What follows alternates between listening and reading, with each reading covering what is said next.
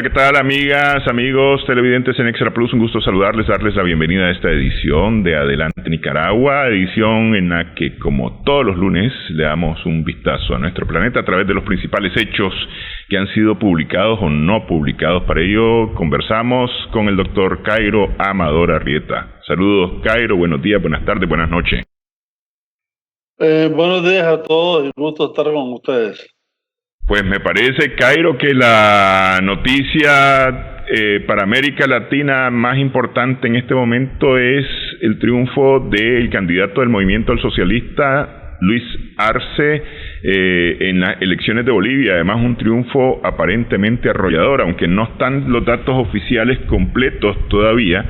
Hay datos a boca de urna que coinciden en darle más del 50% de los votos al candidato Arce. Así es, y tampoco sabemos cómo está el resultado de los 166 congresistas que se iban a elegir también, que es fundamental alrededor de la consolidación del poder del movimiento hacia el socialismo. Es interesante ver cómo toda esta campaña, de alguna manera, ha sido muy reñida, ha habido amenazas de violencia, ha sido bastante polarizada en términos políticos y en términos sociales. Con todo, las elecciones transcurrieron en una ambientación pacífica, sin incidentes relevantes, con una alta asistencia de la ciudadanía. Eso de alguna manera, sobre todo en las clases sociales del proletariado, de los indígenas, etcétera, ¿verdad? Dicen que hubo un poquito más de ausentismo en la parte de la clase media, alta, etcétera, lo que perjudica a Mesa y evidentemente favorece a Arce. En medio de todo esto, lo que hay que decir que de la polarización que estábamos hablando, hubo dos cálculos malos. Yáñez y Quiroga renuncian para fortalecer a Mesa. Los resultados que estamos viendo a boca de urna muestran que esa fuerza de Yáñez, que dicho sea de paso es bastante endeble, y la de Quiroga, que es más todavía, no se trasladaron a aumentar el caudal que tenía Mesa. Es más, Mesa sin Yáñez y sin Quiroga apuntaba antes para el viernes con un 34% y ahora aparece alrededor de un 30%. Lo otro es los mensajes sucios que de alguna manera atemorizaban a la población. La población de alguna manera se aprovisionó de alimentos y combustibles desde el jueves pasado, jueves, viernes, sábado, antes de las elecciones. Hubo una guerra de mensajes bastante complicada, en donde la idea era destruir, engañar, sembrar zozobra, etc. En el campo de Mesa se decía que el MAS estaba armando a campesinos para atacar las ciudades. Por el otro lado, se decía que el ejército junto con la gente de Mesa estaba tratando de hacer revuelta para echarle la culpa al MAS e impedirle así que ganase las elecciones.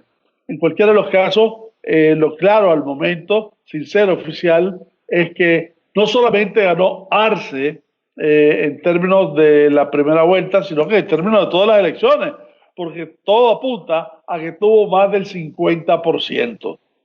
Eso unido a los 166 congresistas, que todavía no tenemos exactamente los datos, pero da la impresión que si el MAS ganó en 5 de 9 provincias de Bolivia, Mesa ganó en 3 y Camacho ganó en 1, la proporción desde esa perspectiva es que de los 166 congresistas, el MAS siga conservando la mayoría en el legislativo, lo cual le va a dar para el nuevo gobierno la conducción del ejecutivo y el apoyo del legislativo. Sí, efectivamente. Con los datos oficiales publicados hasta ahora, hasta este mediodía, se había publicado menos del 30% de la acta procesada. en los datos del Tribunal Electoral, del órgano electoral plurinacional de Bolivia, que es el nombre oficial del órgano electoral, y se reflejaba muy interesantemente, ese por ejemplo es una publicación con el 15%, que es un tanto más temprano, pero los datos publicaban, y es importante ver este último número, el 87.64%, que es la participación por actas computadas, y ese es un porcentaje que se ha mantenido bastante cercano, y estoy pensando, esta cantidad, menos del 30% de datos computados, con un casi 90% de participación, es decir, 87% de participación, principalmente esto viene del sector urbano, parece que esto es sector urbano más que sector rural, lo que implicaría que hubo buena participación en lo general, Cairo. Amplísima, amplísima. Y en la medida en que haya mayor participación, las probabilidades de que efectivamente Arce sea el ganador aumentan, por un lado. Por otro lado, está claro de que los votos contados, como vos dijiste ahorita, son básicamente la parte urbana. Acordémonos de que la parte rural, la parte que está en las montañas, etcétera, etcétera, son gente del MAS, ¿ah? Y te falta también computar los más de 300.000 bolivianos que están en diferentes países. Dicho sea de paso, algunos de ellos han tenido problemas con este asunto de la pandemia para efectos de emitir su voto, por ejemplo, en Panamá. Pero la mayor parte de esta gente está en Bolivia, y la mayor parte de los bolivianos en el exterior normalmente votan por el MAS. Así fue en las elecciones pasadas, en donde el 1.4% de ellos votó a favor de Evo. Te cuento a propósito de eso, de la elección a nivel internacional, que en el exterior, los votos en el exterior, estuve buscando yo los datos sobre Nicaragua y no aparecen datos de Nicaragua. Es decir, ni siquiera está computado como un país donde se puede votar. Votos de bolivianos, ¿no?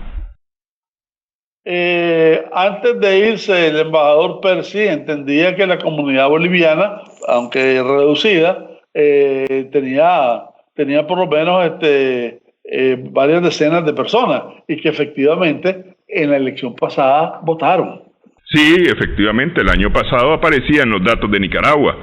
En la elección pasada aparecían los datos de Nicaragua, y le daban más del 40% al presidente Evo Morales.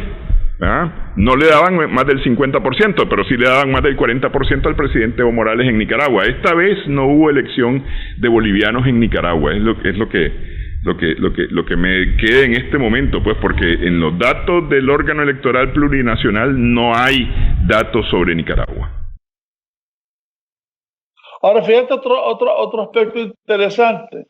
El evangelista, el señor coreano, que en las elecciones pasadas fue la tercera fuerza en términos de voto, con alrededor del 8 al 9%, en esta ocasión escasamente llega al 1.2, 1.3, una cosa de esas, ¿verdad?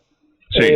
Y eso de alguna manera, en términos de tendencia, en un momento en que los evangélicos son muy fuertes en Costa Rica, en Brasil, en Chile, etcétera, ¿verdad? No deja de ser un punto interesante, ¿no?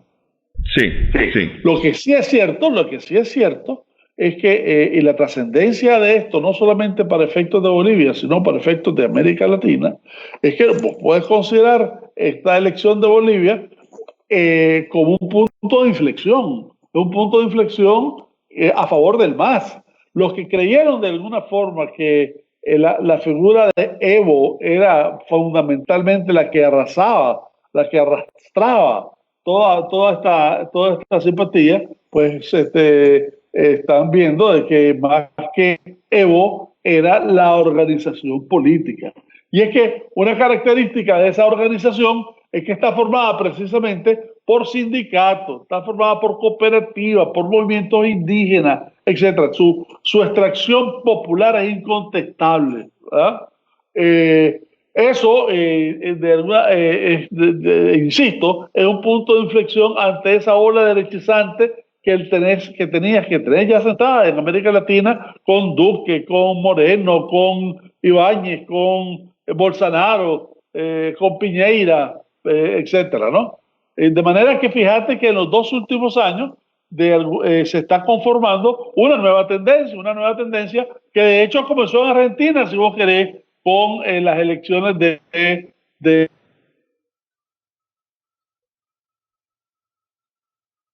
Bueno, a ver, tenemos ahí un pequeño problema de comunicación con Cairo, pero supongo que se refiere a la elección del presidente Fernández en Argentina, es decir, el regreso del kirchnerismo y del peronismo al poder en Argentina.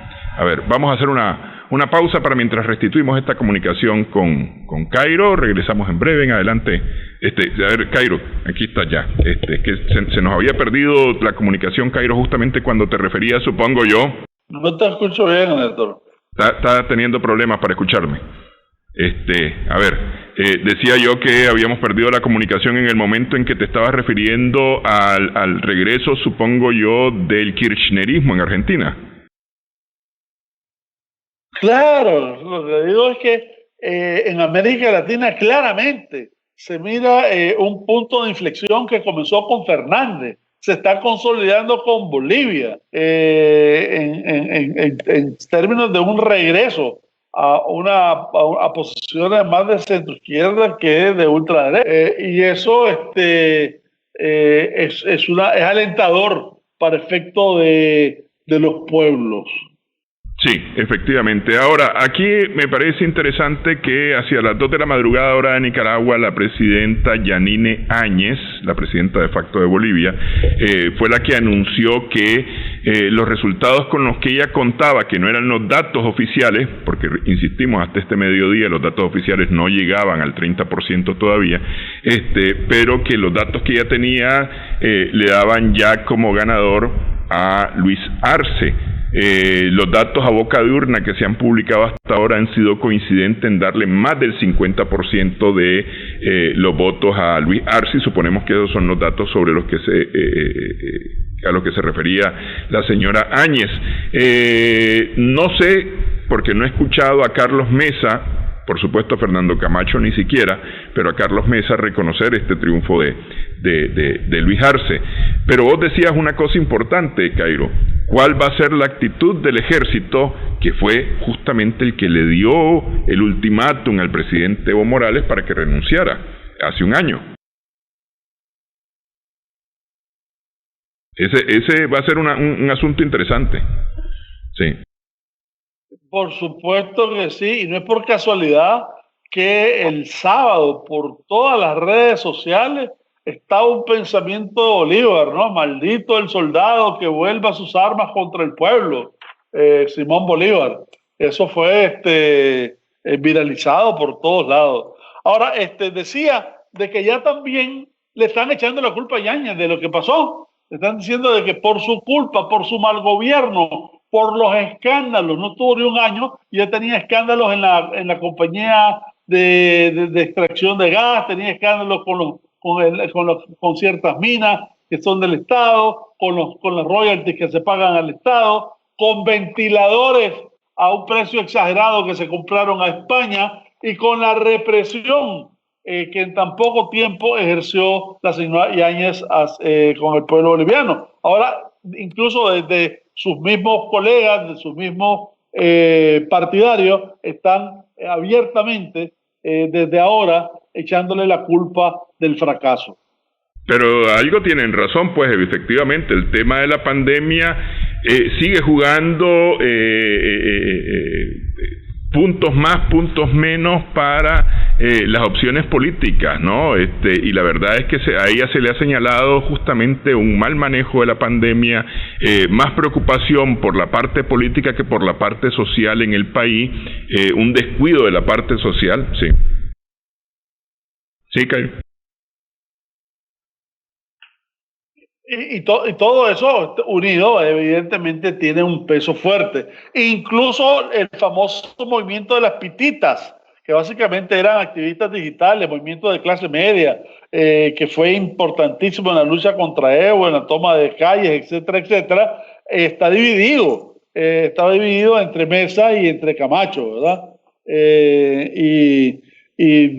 No tuvo el impacto, las pititas no tuvieron el impacto que tuvieron en las elecciones pasadas. Sí, sí. Bueno, a ver, habrá que esperar y ver qué es lo que sucede, especialmente con el tema legislativo, cómo quedan las tendencias en el tema legislativo. Ahora, normalmente se acercan mucho los números a los números que indican la elección, ¿no? Y como bien decía Cairo, hay por lo menos 5 de las 9 provincias bolivianas que mayoritariamente votaron por Arce, y 3 por Carlos Mesa, 1 por el señor Camacho, que ha sido uno de los principales defensores del golpe de Estado en Bolivia, ¿no? Pero bueno, en fin, vamos a ver qué ocurre en estos próximos días con eso, porque realmente es una parte muy importante, pero todo apunta a que también en el legislativo el movimiento al socialismo habría obtenido muy buenos números. Hacemos pausa en esta edición, regresamos en breve, hablamos de México, que no está tranquilo México, regresamos en un momento.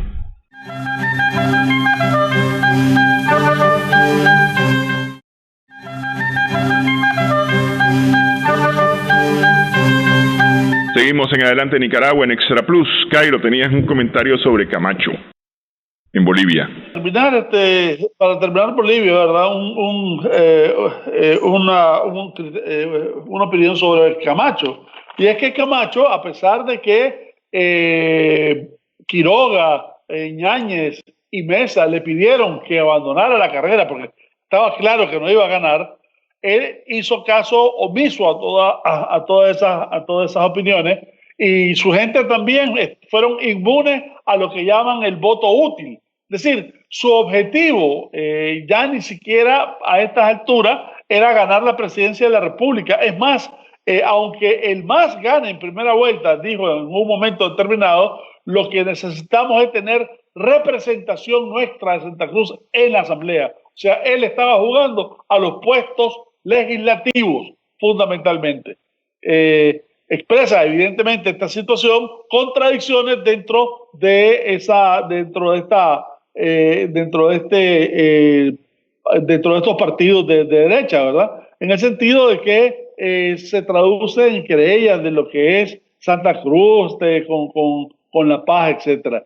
En cualquiera de los casos, con 14.5 en su momento, cuando dio esas declaraciones, Camacho dijo que no le importaba el voto útil, le importaba tener representación de ellos en la Asamblea. Sí, y eso es lo que habrá que ver ahora, cómo quedó este grupo de Camacho, este grupo de Santa Cruz, que es desde donde se atizó y se propició el golpe de Estado contra el presidente Evo Morales hace un año, justamente con el liderazgo de Camacho, ¿no? A ver, en México las cosas, hay dos tal vez temas importantes en México. En octubre, este fin de semana, más bien el viernes, fue capturado en el Aeropuerto Internacional de Los Ángeles, en California, el general Salvador Cienfuegos, que fue jefe del ejército y secretario de defensa durante el gobierno de Peña Nieto. Fue capturado por instrucciones de la DEA por supuesto narcotráfico o conexiones con el narcotráfico y lavado de dinero, lo que significa un serio golpe a la institucionalidad de las Fuerzas Armadas mexicanas, Cairo. Aunque el presidente Andrés Manuel López Obrador dice que no, que nada que ver. Bueno, estás hablando de uno de los generales de más alto rango. Estás hablando de un general de 4 o 5 estrellas. Estás hablando del secretario de Defensa, estás hablando de que fue el inspector general del Ejército, que fue el director de las principales regiones en México, incluyendo en un momento determinado, estuvo entre Guerrero y México, Ciudad de México ahora, antes en Sinaloa, etcétera, etcétera, ¿verdad? De manera que difícilmente, por lógica aristotélica, va a estar tan solo en medio de esas operaciones desde el año 2012, ¿verdad? Dice la DEA de que tiene miles de llamadas telefónicas, aunque esas miles son pocas las que efectivamente puede usar como pruebas legales. El general Cienfuegos no colaboró mucho en el juicio de Tlatlaya ni de Ayotzinapa, enviar gente, pruebas, etcétera, ¿verdad? En el ejército. Nieto incluso lo nombró a mitad de su mandato. Es el hombre que de alguna manera mandó a decirle a AMLO incluso de que los soldados regresen a sus cuarteles. Debemos decir que en el momento más álgido habían 90.000 soldados en las calles de distintas ciudades y regiones de México. De hecho, en ese periodo se estabilizó un poco la tasa de homicidio. Eso fue en tiempos de Nieto, de Peña Nieto. Incluso Peña Nieto, como resultado de eso, logró un cierto incremento de su popularidad de un 34, un 39% en esa circunstancia. El 8 de enero del 2016, Cienfuegos junto a Peña Nieto anuncia la recaptura del Chapo Guzmán. ¿Ah? Dice Paul Chevigny del New York Times que en estos confrontamientos, dice, el promedio mundial entre muertos y heridos es un muerto versus 4 heridos. La Marina de México, su récord es 30 muertos, 1 herido. Y los militares del ejército, precedidos por Cienfuegos, 8 muertos, 1 herido. En cualquiera de los casos, la tasa de muertos que tenía la Marina y el Ejército es muchísimo mayor, 2 o 3 veces mayor que la tasa normal de muertos en combate, ¿verdad? 30 muertos por 1 herido, la Marina. Dicho sea de paso, él está asociado, Cienfuegos estaba asociado con un señor que se llama Juan Francisco Padrón, le decían el H2. Este H2 fue quien de alguna manera colaboraba con Cienfuegos, salvo que en una ocasión la Marina, por investigaciones propias y demás, encuentra el escondite del H2 y con varios helicópteros incluso arrasan el lugar, ametrallándolo, etcétera, etcétera, y muere este H2, dejando a Cienfuegos un tanto desprotegido. Se le procesa, se le acusa de dar datos de inteligencia, de proteger al narcotráfico, de extender el territorio de los Beltrán Leiva incluso a Mazatlán. Se le acusa también junto a un fiscal de Nayarit por cantidad de droga incautada y sobre todo cantidad, el triple, cuádruple de drogas que fue posible que entrara a Estados Unidos a través de sus redes. Cuando digo incautada es que incluso hubo muchos furgones y demás que fueron enviados directamente para ser incautados por el ejército y presentarse como con una bandera de reivindicatoria sobre el narcotráfico, ¿verdad?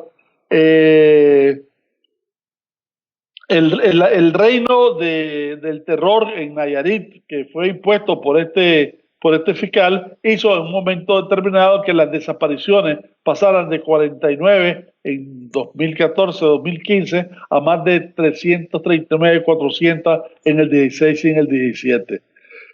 Para mayo del 2017,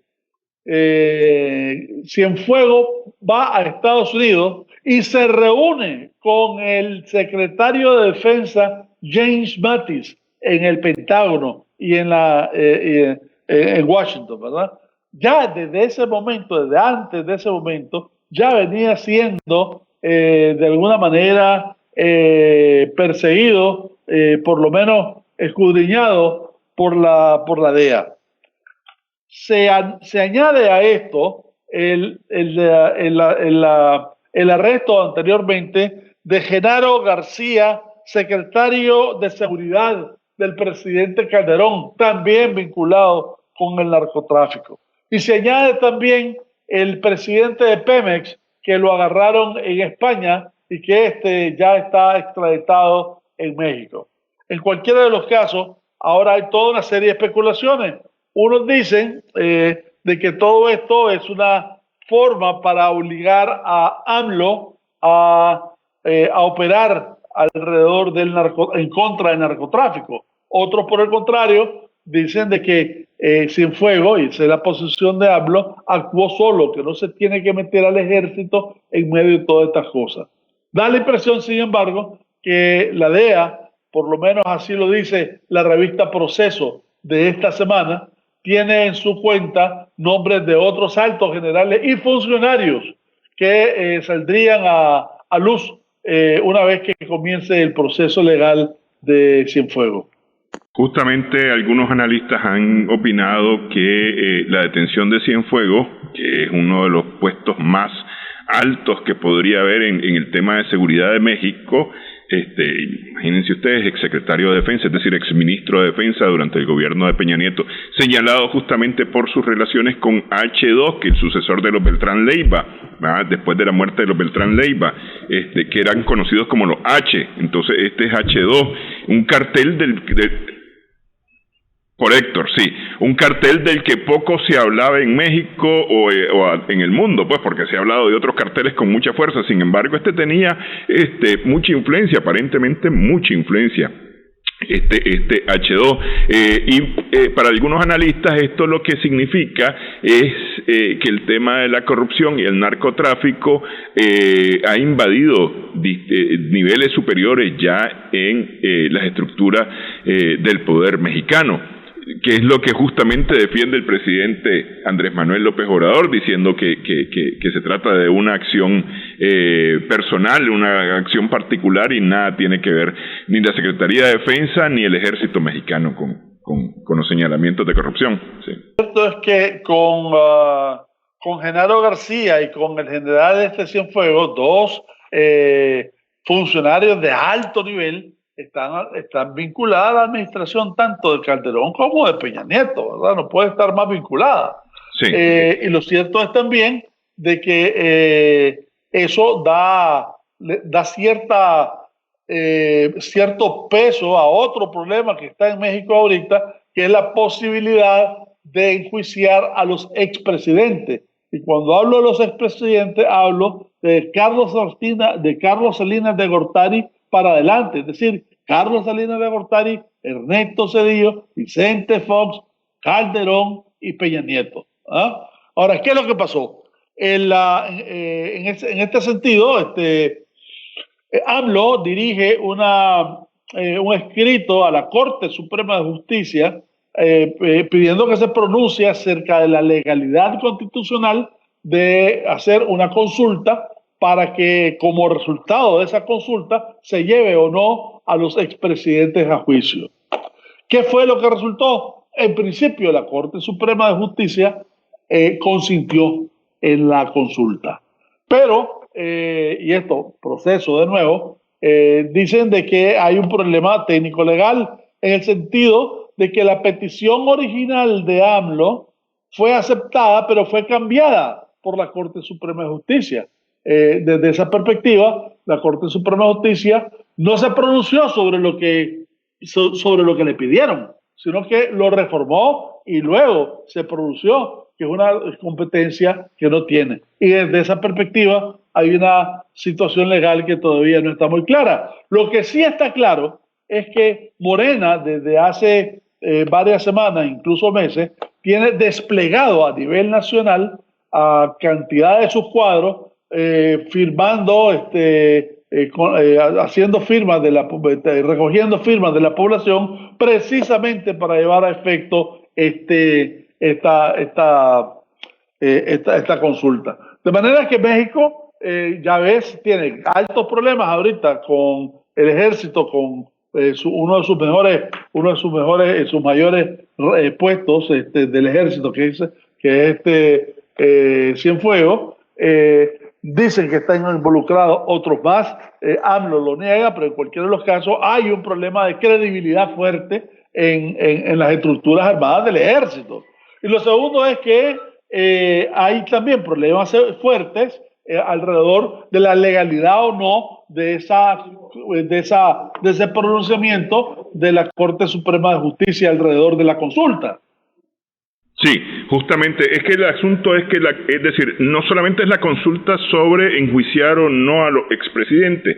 Acordate que el presidente Andrés Manuel López Obrador inició una serie de consultas populares, porque se trata de consultas populares, es decir, consultarle a la ciudadanía qué opina sobre X tema. Y si no me equivoco, el primer tema que se envió a consulta fue el tema del aeropuerto internacional, la construcción del aeropuerto internacional, que era una obra millonaria, que se iba a realizar en México, y el presidente Andrés Manuel López Obrador tuvo sus peros sobre esa obra y mandó a consulta popular la obra, o las obras acerca de la construcción del aeropuerto internacional.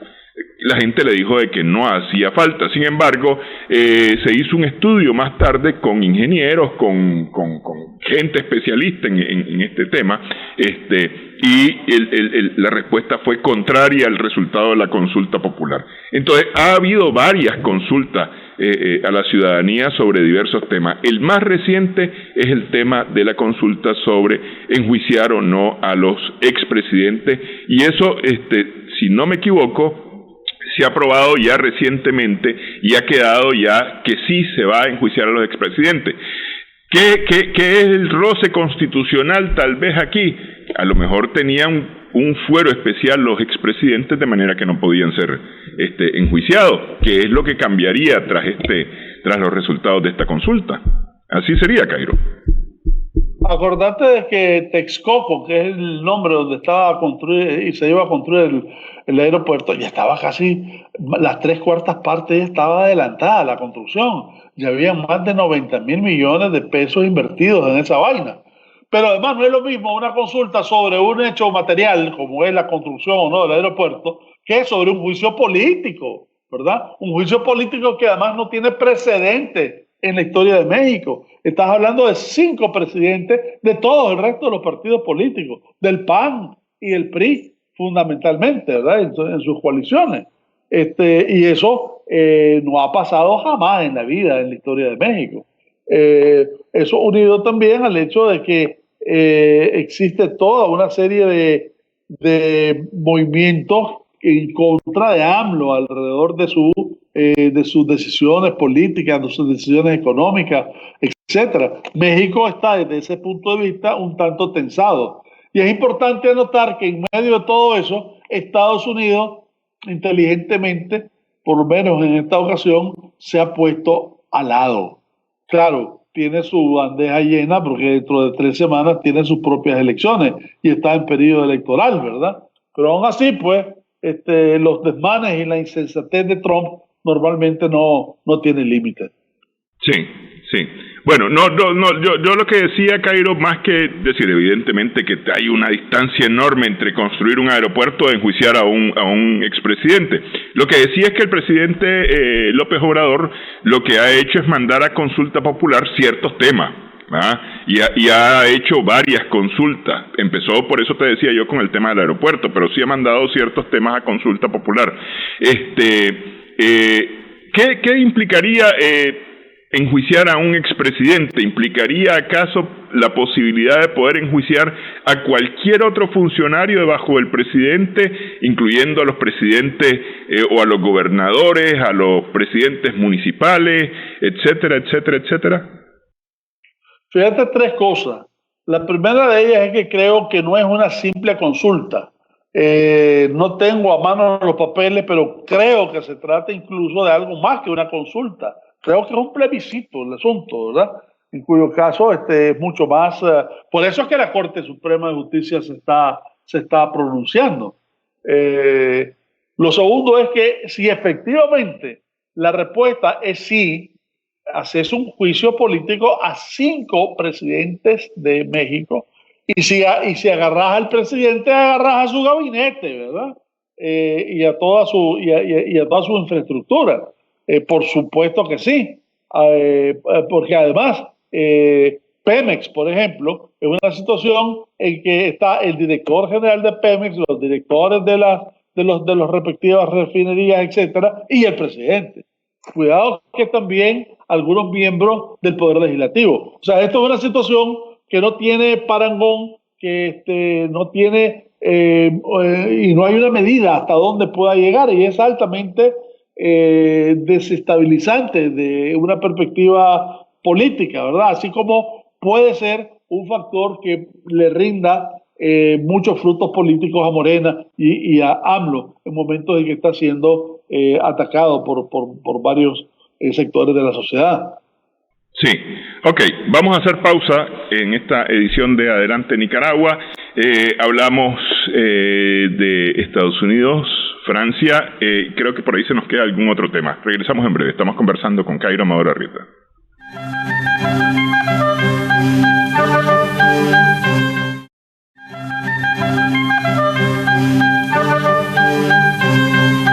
Seguimos en Adelante Nicaragua en Extra Plus. Un profesor, Samuel Paty, en Francia, fue decapitado luego que mostrara a sus alumnos caricaturas de Mahoma. Aquellas caricaturas, tal vez algunos recordarán, de Charlie Hebdo, el semanario cómico francés, amenazado varias veces por el Estado Islámico.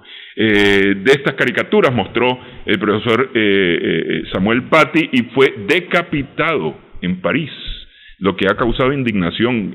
Se habla de una nueva obra del terrorismo islámico, supuestamente.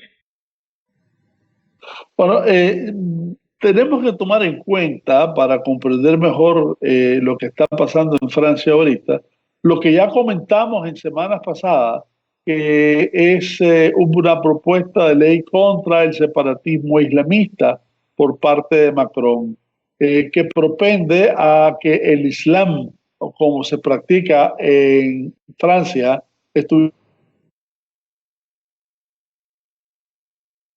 y de los países extranjeros, específicamente por el lado de los chiitas, Irán, y por el lado de los sunitas, Arabia Saudita. Y que además estuviese presente dentro de la mezquita, dentro de la oración de los viernes, etcétera, etcétera, y dentro de la vida misma de los islámicos franceses, valores republicanos. Eso fue hace como 2 o 3 semanas. La semana pasada, un joven de ascendencia chechena de 18 años, que dicho sea de paso vive en Francia desde hace más de 10 años, tengamos presente eso, decapita al profesor Samuel Paty.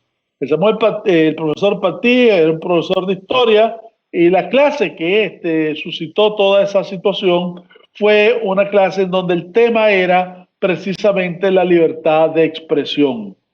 Y en ese momento él tomó como ejemplo las caricaturas famosas de Charlie Hebdo, que fue lo que dio lugar precisamente posteriormente al asesinato de los directores de Charlie Hebdo en su lugar de trabajo. Y nos recuerda también las situaciones que antes se hubieran dado en Finlandia y en Dinamarca, cuando periódicos de esos países sacaron toda una serie de caricaturas. Eso fue determinante para que varios países, específicamente Irán, declarara la fatwa contra los periodistas que hicieron esas caricaturas.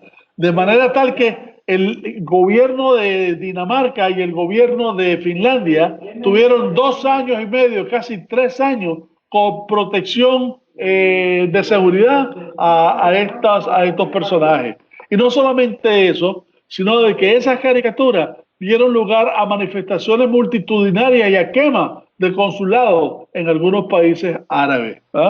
Todo esto, de alguna manera, le da a la ley que está pidiendo Macron mayor sustento, en el sentido de que teniendo Francia una alta influencia islámica, más del 7-8% de su población, necesita tratar de cortar las influencias radicales del Islam, valga decir el yihadismo, de la práctica religiosa en Francia de los musulmanes.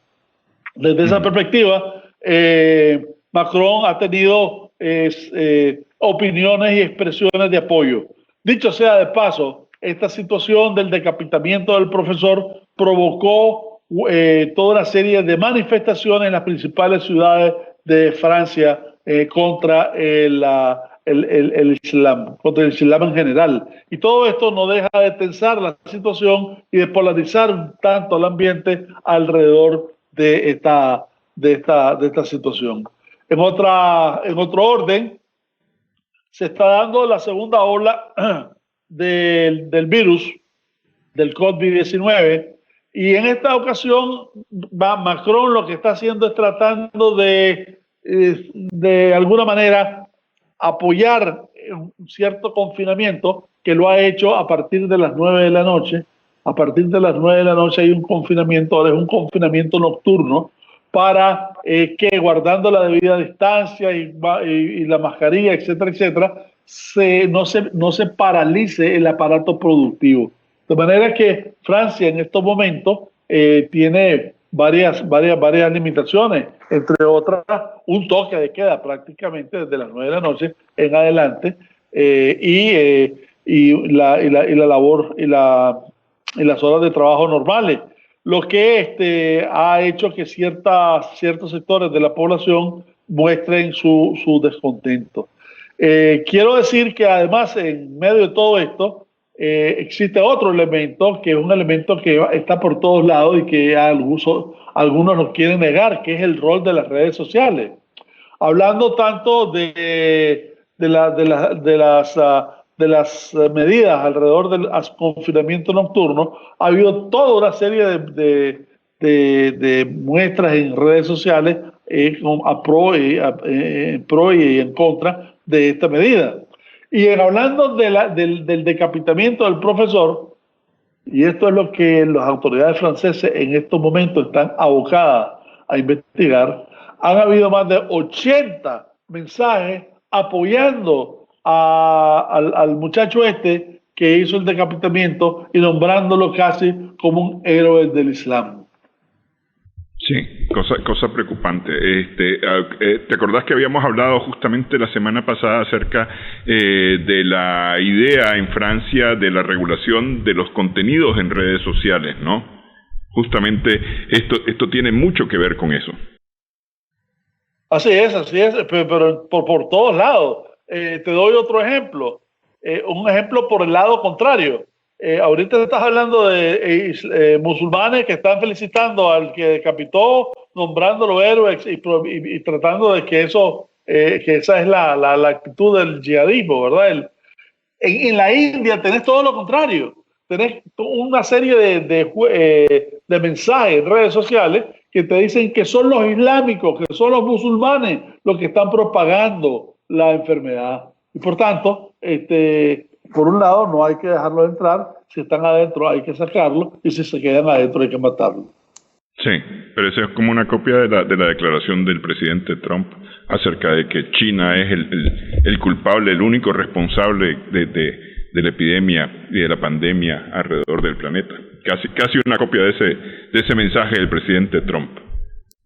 No es casualidad que Moody y Trump se lleven bien. Sí. Bueno, a ver, Chipre.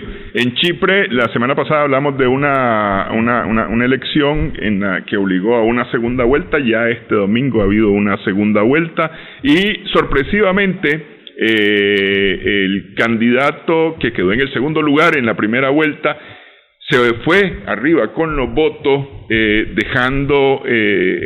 dejándosela al presidente actual, al presidente en funciones de Chipre en este momento. Se trata del señor Saras, ¿no?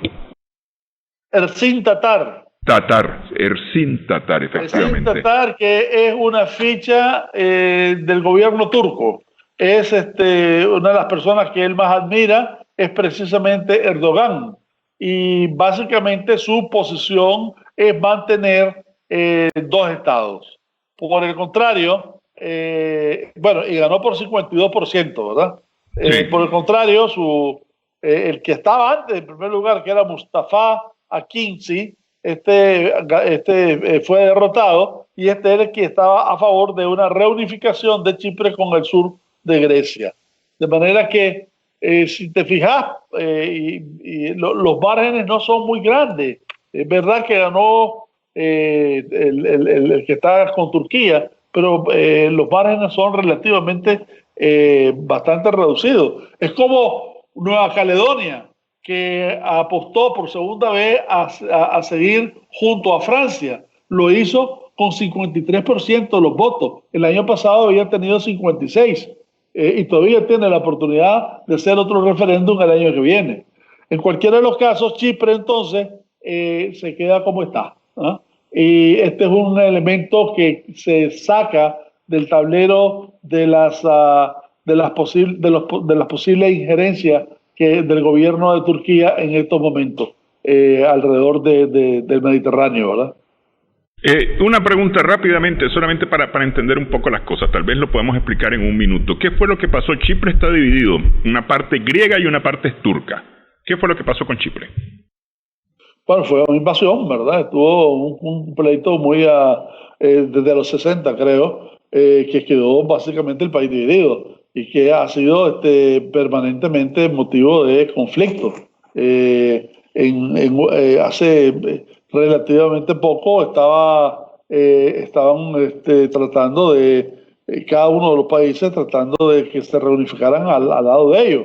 En estas elecciones, el pueblo de Chipre, por escaso margen, decidió, y te cuento, en la segunda vuelta cambiaron, como vos dijiste, cambió el panorama. La tendencia, ¿verdad? Sí. Decidieron quedarse como están. Sí, efectivamente. Bueno, a ver, pasamos a Estados Unidos, Cairo. En Estados Unidos, como bien decías, en la primera semana, el primer martes de noviembre, hay elecciones para elegir al nuevo presidente. Por mucha campaña que ha hecho el presidente Trump diciendo que es invencible, que es casi inmortal, que el COVID no pudo con él, que está totalmente sano y demás, nada, no levanta cabeza. Biden sigue ganando terreno. Biden sigue ganando terreno. Y Rudy Giuliani, en un intento de última hora, han habido dos intentos de última hora.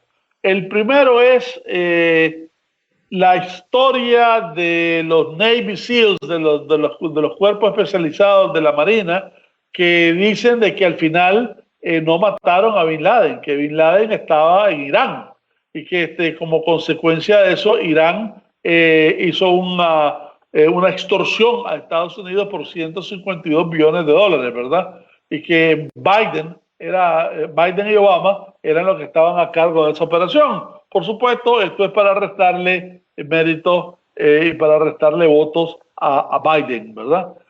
Sin embargo, está de grandes proporciones y se suponía que iba a ser un escándalo de grandes proporciones.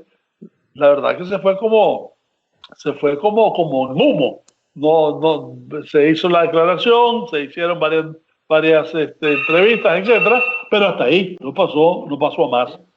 Y la otra acción que están haciendo es Rudy Giuliani, que está en estos momentos en Ucrania, tratando de remover de nuevo todo el asunto de Hunter Biden, el hijo de Biden, que también se le asocia a su padre en términos de abusos de su posición privilegiada dentro del gobierno para favores a Burima, la compañía esta que era Biden, uno de sus directivos. Lo que tiene de nuevo esto es que se dice de que uno de los reportes que tiene Giuliani ha sido elaborado por la inteligencia rusa. Y Giuliani contestó, a mí no me importa que quién haya hecho quién haya ayudado, si 50% me ha ayudado la inteligencia rusa, bienvenida sea, lo que me interesa es establecer la posición contra Biden, ¿verdad? Y esto, de nuevo, este es el último grito de esta canción de las elecciones de Trump, ¿verdad? Ya el tiempo, francamente, se está acortando de manera que no creo que por mucho que sea lo que está haciendo Giuliani en Ucrania tenga algún punto de incidencia en la intención de voto. Sí, podría tener más incidencia el tema de las fuerzas especiales, que de alguna manera responsabilizan al gobierno de Obama de haber ocultado, por un lado, información, es decir, haber dicho que mataron a Osama Bin Laden, cuando Osama Bin Laden no, al final de cuentas podría no haber sido muerto, sino otra persona más, que supuestamente hizo el papel de Bin Laden, y que además, al saber los iraníes con quien estaban en pleito los Estados Unidos, francamente en ese momento, porque todavía no se había firmado el acuerdo nuclear, le habría pasado una cantidad exorbitante de dinero a Irán para que mantuviera el silencio acerca de esa operación. Eso puede pesar más que lo de Giuliani. Sí. Sin embargo, no tuvo mucha difusión en la prensa, ¿verdad? Una vez que se habló de eso en la prensa y en la televisión, etcétera, etcétera, los días posteriores no han estado marcados por ese escándalo. Y lo de Giuliani tampoco. Sí. De manera que estamos ya en la recta final y como dijimos la vez pasada, lo que sí ha habido bastante es movimiento de mujeres en contra de Trump, ¿ah? Y al final sí creo, yo me uno a ese pensar de que el triunfo de Biden, si es que lo es, va a ser, entre otras cosas, un resultado del aporte del voto femenino, del aporte del voto de los mayores de 65 años y de los afrodescendientes. Aunque se habla también de que los latinos cada vez más están a favor de Biden. En otras palabras, las distintas minorías, y ese es el futuro de Estados Unidos, esa es la definición de mayoría de Estados Unidos, la sumatoria de las distintas minorías. Sí, pero mira, ese tema de las mujeres, en las elecciones anteriores, justamente hubo un movimiento fuerte de mujeres en contra de Trump, que era un abusador, es decir, golpeaba, gritaba, utilizaba mujeres. Yo me recuerdo que en la campaña se utilizó, por ejemplo, el Miss Universo, hubo videos de él maltratando a una mujer, al menos de forma verbal, y hubo un movimiento fuerte de mujeres, pero eso no pasó mayor cosa, pues. En la elección pasada, digo. Fíjate que en cualquiera de los casos, la mayoría de las mujeres votó contra Trump. Cierto sector de las mujeres, sobre todo mujeres blancas, no preparadas, votaron a favor de Trump. Pero eso ya está, ya se le dio vuelta, ya se han manifestado en diferentes ocasiones en contra de Trump el sector de mujeres que efectivamente lo apoyó en las elecciones pasadas. Y eso es importante, sobre todo las que están en los que llaman los swing states, Ohio, Minnesota, etcétera, ¿no? Sí. Bueno, así están las cosas. Cairo, quiero agradecerte, el tiempo nos voló, quiero agradecerte que hayas estado con nosotros en esta edición de Adelante Nicaragua. Nos vemos el próximo lunes. Hasta luego, muchas gracias. Hasta luego. Gracias también a nuestras amigas y amigos televidentes por su sintonía en esta edición de Adelante Nicaragua. Esperamos que el programa haya sido de provecho para usted.